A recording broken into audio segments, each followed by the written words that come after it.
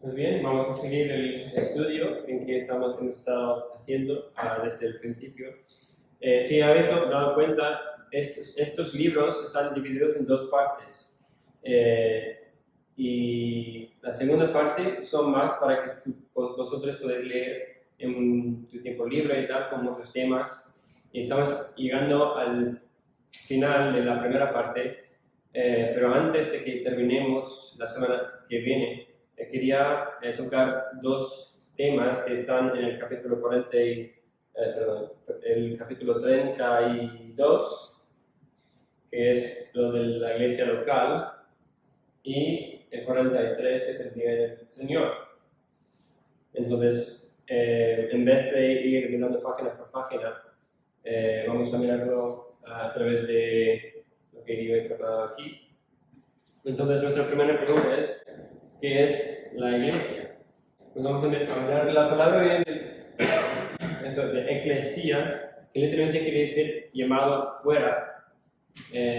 Por ejemplo, los judíos fueron llevados fuera de Egipto para adorar. Entonces, en el Nuevo Testamento esta palabra es la misma que usan en el Antiguo, de ser llamado fuera del mundo normal, digamos. Entonces, hay tres aspectos que vamos a mirar de qué es la iglesia, que creo que es importante. El primer aspecto es la iglesia invisible.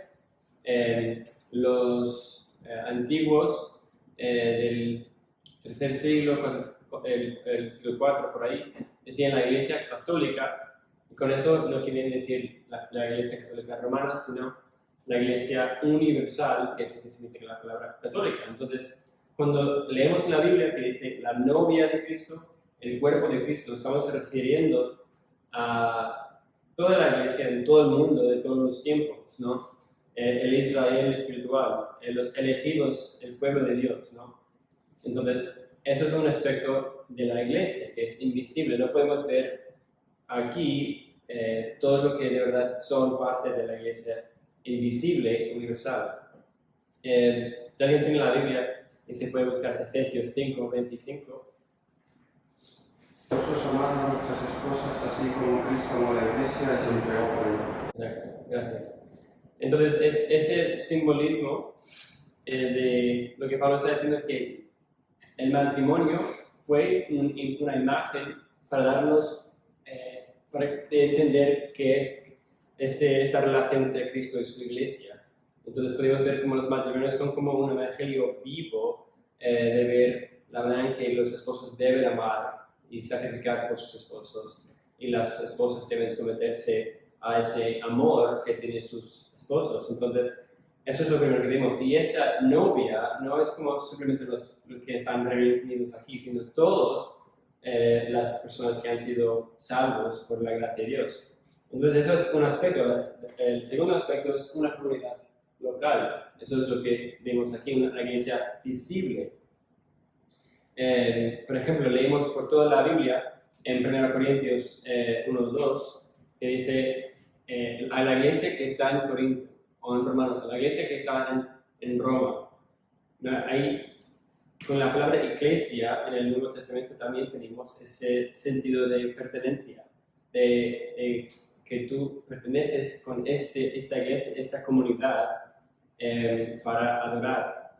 De nuevo, en Deuteronomio 31:30 usa la misma palabra de iglesia cuando lo trajeron al griego para entender ese sentido de la congregación aquí.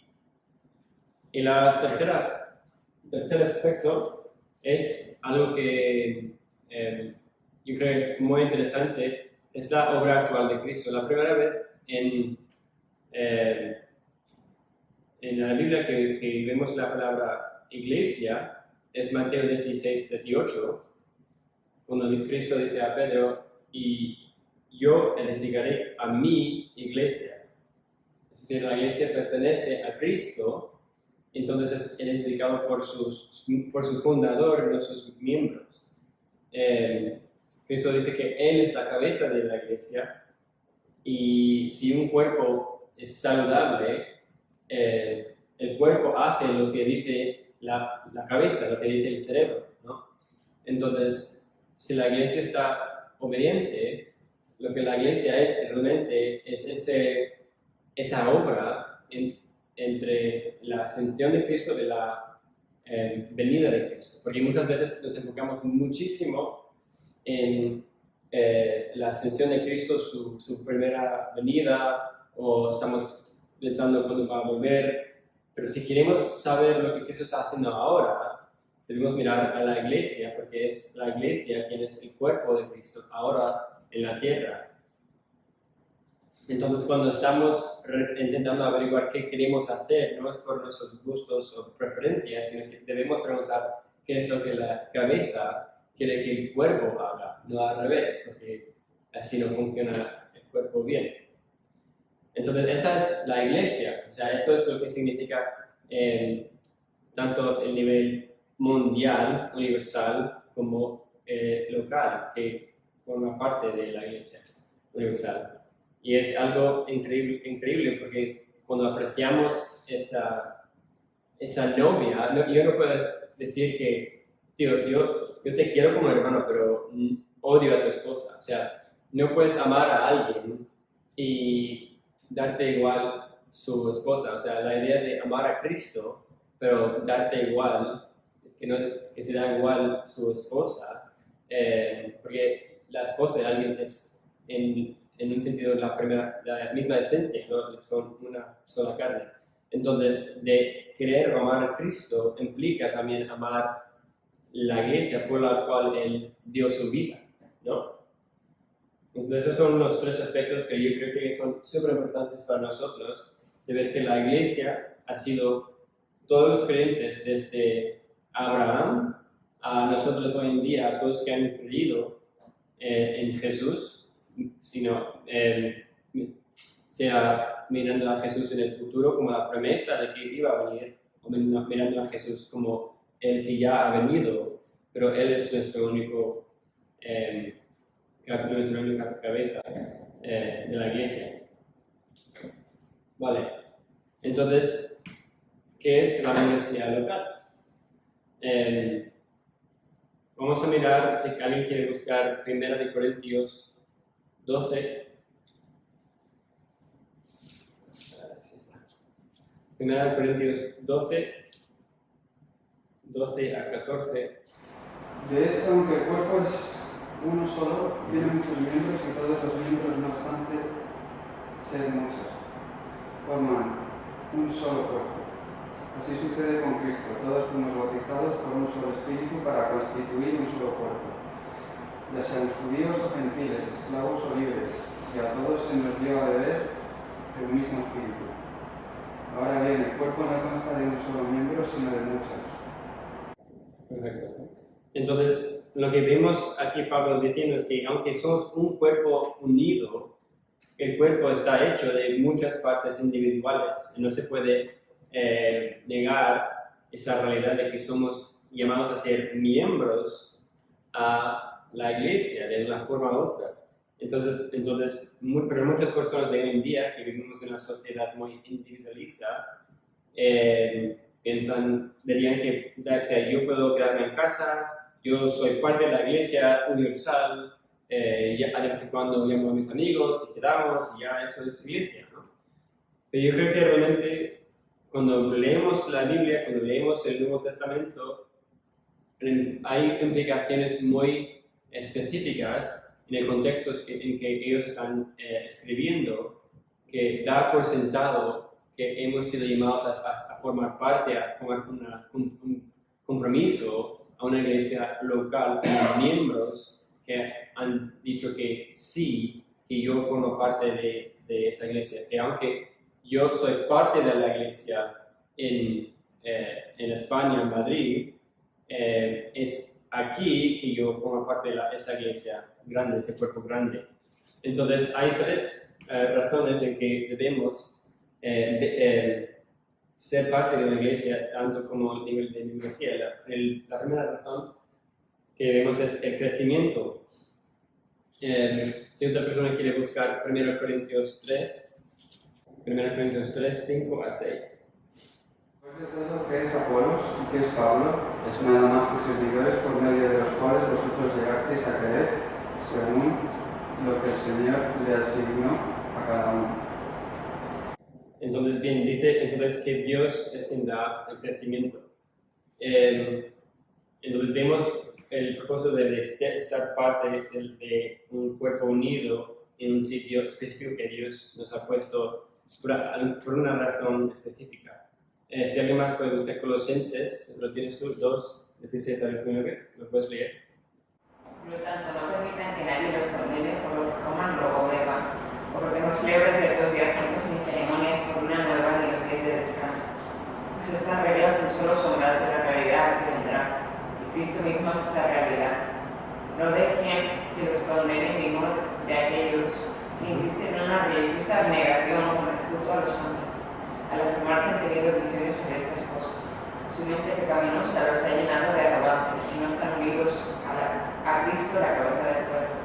Pues Él mantiene todo el cuerpo unido por las articulaciones y los ligamentos, el cual va creciendo a medida que Dios lo nutre. Exacto.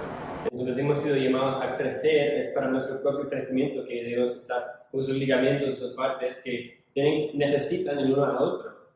Hemos sido dados dones específicos para bendecir a otros. Si yo decido quedarme en casa, ¿cómo puedo amar a otros con los dones que Dios me ha dado para servirle a otro? Si no hay implícitamente una iglesia local que yo pertenezco, como hablan los apóstoles. Entonces, como había escrito aquí, bendecir a otros, aquí en el positivo, hipotéticamente, no es la idea, no se puede bendecir a otros hipotéticamente, sino visiblemente, como parte de una comunidad particular. No es que yo te veo, a veces vienes aquí de vez en cuando, otras veces vas a una iglesia, a otra iglesia, a lo mejor vienes aquí cuando me apetece, sino que es un llamado a ser parte, pertenecer, para crecer, para ayudar a crecer de largo plazo, tanto a otros que ayudan a mí crecer, como yo ayudar a otros a crecer. Entonces, la segunda razón es rendición de cuentas, como decimos en inglés, accountability. En Juan 34, ¿alguien lo tendrá? Juan 13:34. ¿Tienes tú? Así que ahora les doy un nuevo mandamiento: ámense unos a otros. Tal como yo los he amado, ustedes deben amarse unos a otros. Entonces, este mandamiento de amarse, otra vez, vemos que es imposible amarse unos a otros solo. O sea, él da por sentado, otra vez queremos ser parte, comprometido a una iglesia local para poder amar los que Dios ha puesto en nuestro alrededor y poder ver, como dicen sobre todo en la autoescuela, como nuestros puntos ciegos, a que ni yo soy consciente de donde yo estoy fallando o debo crecer, pero Dios ha dado la visión de otros de verme en mi estado y amarme y poder decirme con amor lo que yo debo mejorar o algo que yo debo tener en esa comunidad, sobre todo los hombres con los hombres y las mujeres con las mujeres, de poder crecer juntos en ese viaje juntos y rendir cuentas realmente para saber que no estamos, que no nos debemos confiar demasiado en nosotros mismos, sino saber que necesitamos ayuda, somos parte de un cuerpo, necesitamos los unos a los otros.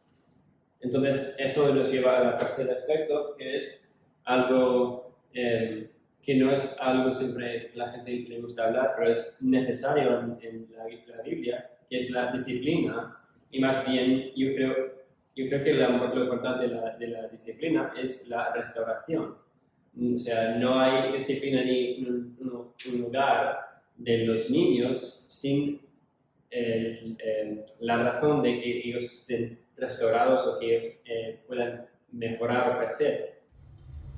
En 1 Corintios 5, por ejemplo, leímos lo siguiente de Pablo, dice: de cierto se oye que hay entre vosotros fornicación, y tal fornicación, cual ni aún se nombra entre los gentiles, tanto que alguno tiene la mujer de su padre. y vosotros estáis envanecidos. ¿No deberíais más bien haberos lamentado para que fuese quitado de en medio de vosotros el que cometió tal acción? Ciertamente yo como ausente en el cuerpo, pero presente en el espíritu, ya como presente he juzgado al tal cosa ha hecho. En el nombre de nuestro Señor Jesucristo, reunidos vosotros y mi espíritu, con el poder de nuestro Señor Jesucristo, el tal, dice, sea entregado a Satanás para destrucción de la carne, a fin de que el espíritu sea salvo en el día del Señor Jesús. Entonces este lenguaje de Pablo es muy fuerte, que dice, entrégale a Satanás para que su vida sea salva. O sea, ¿qué está diciendo Pablo aquí? Está diciendo que en casos extremos hay puntos en que nuestro deber es de proteger la comunidad que Dios nos ha dado, sobre todo los que Dios ha puesto como líderes con la responsabilidad de proteger esa comunidad. Y cuando en el caso de lo que llamamos excomulgar a una persona, o decir, echarle de la comunidad, lo que queremos hacer con eso es que ellos se vean la realidad de su estado, de lo que están negando a arrepentirse por un pecado serio que han cometido y que pueden, por esa excomulgación, darse cuenta de que necesitan arrepentimiento. Porque no amamos a las personas si están en el pecado grave y actuamos como si fueran cristianos y les da igual sus pecados, ¿no? Y esto lo que digo es para casos extremos en que la persona se niega a arrepentirse, pero otra vez, el propósito es que se estén restaurados a la comunidad y para que la comunidad esté protegido. Y esto implica más que nada, creo yo, que hay una membresía específica para saber quién está adentro, quién está fuera de la comunidad. Entonces, ya la idea de puedo quedarme en casa, da igual, cuando me apetece voy a quedar con unos cristianos en el bar. Ese tipo de llamado, cuando Pablo está llamándonos a disciplinar, restaurar, para que vuelven a la comunidad, no tendría ningún sentido. Tampoco. Entonces, ser parte de la iglesia implica una membresía local, implica ese tipo de compromiso para proteger, para crecer, rendir cuentas y poder restaurar la persona que está en pecado, para que cuando haya situaciones difíciles, Dios nos ha dado recursos para que podamos sanar esos heridos. Entonces, estos dos aspectos, tanto como la iglesia, que es la iglesia local, la membresía, que nosotros como iglesia joven aquí estamos todavía desarrollando estas cosas para llegar a un punto para saber que sabemos quién tiene membresía con nosotros y quién no. Y eso es como nuestro objetivo. Entonces, ¿hay alguna pregunta hasta ahora de lo que hemos hablado? De todas estas cosas. ¿Os quede claro? Más o menos. A mí esas cosas me hacen mucha ilusión porque es muy contracorriente en nuestra sociedad de pertenecer a un grupo y tener ese tipo de compromiso. Pero cuando esté funcionando según lo que Dios nos ha dicho, es una bendición que no es algo que podemos dejar o no es algo opcional en la iglesia, en la vida de un cristiano. Bueno, entonces eso es la parte de la iglesia. Ahora quiero hablar que tiene que ver de qué es lo que llamamos el Día del Señor. ¿Qué sabéis vosotros? ¿Qué es el Día del Señor? A veces se llama el sábado cristiano, el día de reposo. Y mientras estamos pensando, si alguien puede buscar Génesis 2, es a lo mejor más fácil de encontrar. Génesis 2, 1 al 3. Así quedó terminada la creación de los cielos y la tierra y de todo lo que hay en ellos. Cuando llegó el séptimo día, Dios ya había terminado su obra de creación y descansó de toda su labor. Dios bendijo el séptimo día y lo declaró santo, porque ese fue el día que descansó de toda su obra de creación. Sí. Amén. Gracias. Entonces vemos que este principio de un día de reposo, un día en que Dios descansa, en que Dios, como ha escuchado otro pastor decir, como da, después de hacer toda la creación, como da un paso atrás y dice, mira, los que están increíbles. Y eso vemos como una bendición desde la creación misma, de todo, del universo y de los universos, ¿no? Y arraigando este concepto, este tema en Génesis más que nada, nos ayuda a entender cómo llegamos al día del Señor y cómo vamos a llegar al domingo en vez del sábado como nuestro día de reposo. Entonces, lo que hemos visto ahora es que es un mandamiento de descansar basado en la creación misma, ¿no? No está basado en el pacto de Moisés, por ejemplo. Esto es en Génesis mismo, o sea, desde el principio, este día fue bendecido para nuestro bien. Y antes de llegar a los 10 mandamientos, estaba explicando que es esta imagen arriba, donde dice Dios que Dios escribe con su propio dedo, ¿no? Los 10 mandamientos, en que se encuentra en el 4 mandamientos de que hay que honrar el día de reposo. Antes de todo eso, aún en Éxodo se menciona ese día de reposo. Por ejemplo, si alguien puede buscar Éxodo 20,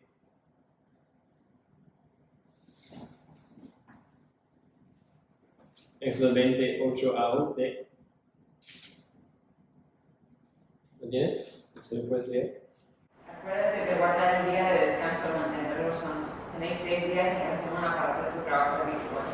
Pero el séptimo día es un día de descanso y está dedicado al Señor tu Dios. Sí. Ese día ningún miembro de tu casa hará trabajo alguno.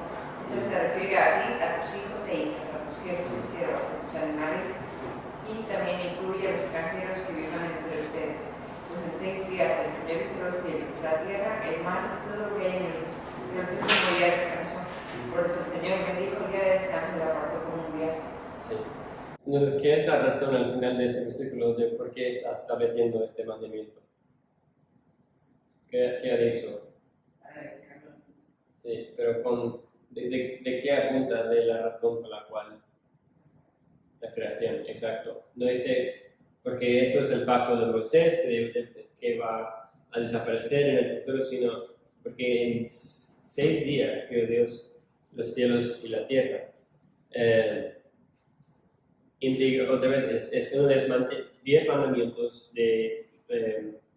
escritos de Dios. Y eso, lo que eso nos implica es que tenemos lo que se llama la ley y tenemos los leyes morales, hablando de los judíos, hay las leyes morales, jurídicas y de los ritos, cosas ceremoniales que tienen que obedecer, pero el moral es lo único que vemos que sigue a pesar de no estar en el contexto de los judíos, sino el moral es lo que está escrito en nuestros corazones, como nuestra conciencia. Entonces, es importante destacar que este mandamiento se encuentra en estos 10 de la ley moral y no es una ley de ritos ni de algo para los judíos solamente, aunque ellos lo practicaban de una forma distinta. Entonces, antes de seguir, si alguien tiene Mateo 5, 17 a 19. No penséis que he venido para abrogar la ley o los profetas. No he venido para abrogar, sino para cumplir. Porque de cierto os digo que hasta que pasen el cielo y la tierra, ni una jota ni una tilde pasará de la ley, hasta que todo se haya cumplido. Bien. Sí, ya está. Así que estas son las palabras de Cristo. Y lo que yo creo que es algo fuerte, de que ni una jota, o sea, la marca más pequeña, mínima, no se pasará. Es decir, que Cristo no vino para quitar, a borrar el día de reposo, el cuarto mandamiento, sino vino a cumplirlo y vino no para que ya no nos toca observarlo o honrarlo, sino con alegría somos Cristo hechos libres a obedecer la ley, no para no hacerle caso. Porque antes la ley la ley era como una sentencia de muerte para ver que no hemos cumplido nada con la ley, pero ahora la ley es como algo que Dios me da para expresar el gozo que le ha dado, la salvación, ¿no? Es como el fruto de que queremos obedecer la ley porque es quienes somos, ¿no? Entonces eso es donde encontramos el momento de descansar en la creación. Y ahora, cuando llegamos, como dijo Cristo, al Nuevo Testamento, no es para borrar, sino estamos en una creación nueva, somos criaturas nuevas y lo que encontramos en el Apocalipsis es lo que los apóstoles llamaban el día del Señor. Y lo que se ve es que cuando Cristo resucitó el primer día de la semana, el domingo, vemos la práctica de los apóstoles de lo que hacían el sábado cuando se pararon a congregar en las sinagogas. Ahora están separando el día en que Cristo fue resucitado y cada vez que Cristo aparece después de su resurrección es el día 1. Entonces, ese día vino a ser el día de la resurrección o el día del Señor. Entonces, podemos ver que el día sábado, ya en el antiguo pacto, ya está cumplido en el día domingo para nosotros cristianos.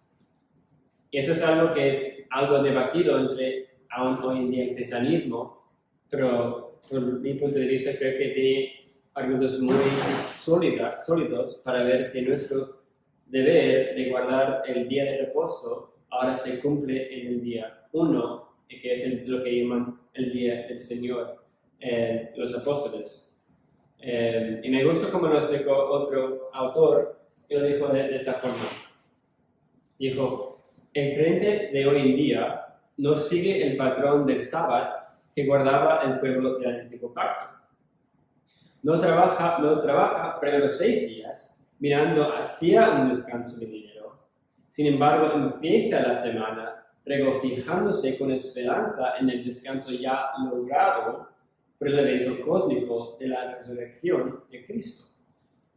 Entonces entra con gozo a trabajar los 6 días siguientes, confiado en el éxito por la victoria que Cristo ya ha ganado.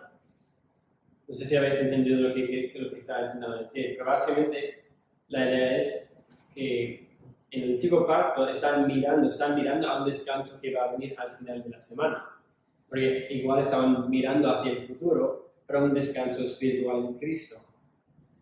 Pero ahora nosotros, en Cristo, ya que Cristo ya ha venido, no estamos mirando hacia el futuro para ese descanso, porque ya está ese descanso entre nosotros. Entonces, con el Cristo y los apóstoles llaman el día del Señor como el primer día y practicaban lo que practicaban el día 7, el día 1, lo que nos implica es que ya estamos trabajando desde un descanso y no hacia un descanso.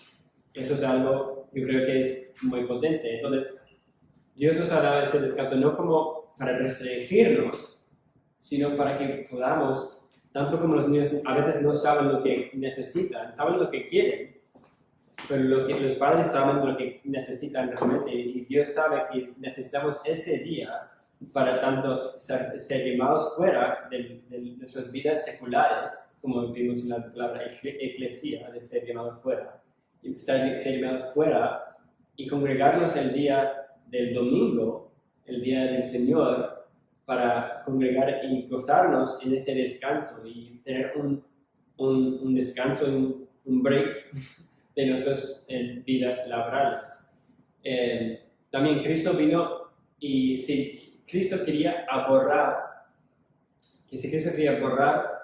el día de reposo para los cristianos, no diría que Él es el Señor del día de reposo, como dice también a los fariseos. Porque el problema de los fariseos no era que querían guardar bien la ley del día de reposo, sino que añadieron tantas leyes encima de lo que significaba que olvidaron el amor y la misericordia a que fue designado ese día. Porque Cristo tuvo problemas con los fariseos, no porque él no guardaba el día de reposo, sino no lo guardaba como según ellos deberían ser guardados, pero si Cristo quería otra vez borrar ese día, les habría dicho que no importa, o sea, en vez de decir cómo se debe guardarlo.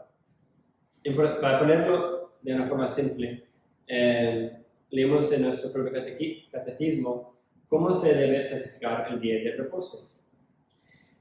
El día de reposo ha de ser santificado por medio de un descanso santo todo el día, incluso de las actividades y diversiones que son lícitas en los demás días, a fin de emplear todo el tiempo a las prácticas públicas y privadas de adoración a Dios, excepto las actividades que son por necesidad y misericordia. Entonces, no queremos, como muchos cristianos o muchos judíos, crear una lista de cosas que no, cosas que sí, cosas que no, cosas que sí, cosas que no, hasta que ni los judíos hoy en día, creo que en Israel, ni pueden poner el botón del ascensor, ¿no?, para subir, o sea, no pueden hacer nada que se considere trabajo. Y no queremos llegar a ese tipo de legalismo, pero sí que lo queremos hacer, es que este día que Dios nos ha dado es algo especial para que podamos descansar, dejar al lado nuestras cosas día a día de la semana y volver a reflejar en Cristo, en quién somos nosotros como una creación nueva, tanto como los judíos reflejaban en la creación. Nosotros podemos reflejar en que somos criaturas nuevas en Cristo y debemos descansar hoy para que podamos honrar por nuestro propio bien y por la gloria de aquel que nos ha dado este día. Entonces, no son cosas que podemos ser creativos en cómo yo puedo hacer ese día. Es algo para mí divertido, cómo puedo hacer ese día distinto a los demás días de la semana. Y es algo súper importante decir que eso es importante, es distinto. Y yo puedo ser creativo a cómo yo puedo descansar en ello. En Cristo, realmente, quien es el Señor de ese día. Pero sin nada más, podemos orar y ya en 5 minutos vamos preparando para el culto. Señor, gracias que tú nos has dejado aquí solos para intentar reinventar lo que debemos hacer e intentar crear cosas según nuestro propio entendimiento, sino que tú nos has dado instrucciones sabias y perfectas para que podamos saber que lo que nuestra cabeza quiere para el cuerpo, lo que el novio quiere para la novia, y podemos no intentar entender esas cosas según nuestro entendimiento, sino que podemos acudir a tu palabra, lo que tú quieres para nosotros, para que podamos venir como una iglesia, como una familia. No somos como una familia, sino somos realmente una familia más cercana que cualquier sangre, que es la sangre de Cristo, y pedimos que bendigas este día, como lo bendijiste desde el principio. Y Señor, gracias por la obra de la creación, tanto como la obra de Cristo en la cruz, en que ya estamos descansando. Pedimos que nos ayudes a tener un compromiso y en el futuro como miembros específicos de una iglesia local que nos has puesto, para que podamos amarte a ti a través de las personas que tú nos has dado, para que podamos ser amados por ti, por las personas que tú has puesto aquí. Gracias, Señor, por este tema, y pedimos que nos des corazones para apreciar el estudio, para que podamos apreciar, amar y conocerte a ti. Es en el nombre de Cristo que oramos todo esto. Amén.